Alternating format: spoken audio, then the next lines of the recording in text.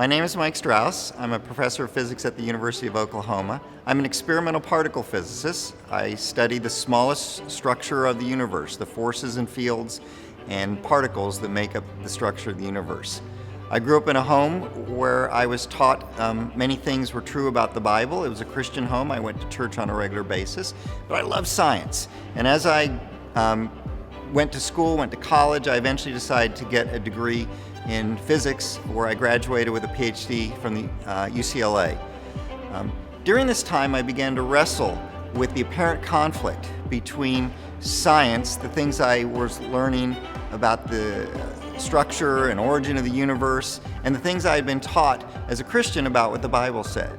And I began to ask the question, are these two stories, the story of science and the story of the Bible, compatible or incompatible with each other? I had been taught in certain ways they were incompatible. But I decided, as a scientist who wants to know the truth, who always asked the why questions growing up, that I should investigate this. And so I began to investigate what the Bible actually said about things like the origin of the universe and what science actually said about the origin of the universe.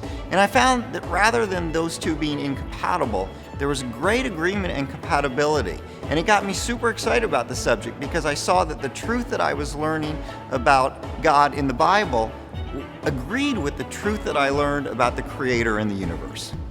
You may be asking questions about whether Christianity and science are compatible or incompatible. You may think they're not, either because you see no validity in the Christian story or because you see little validity in what science has understood.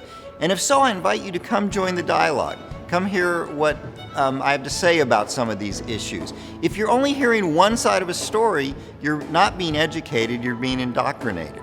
I think there's a lot of things that we might learn together as we dialogue and discuss the compatibility between what we learn from observing nature and science, and what we learn from studying the Bible and God's Word.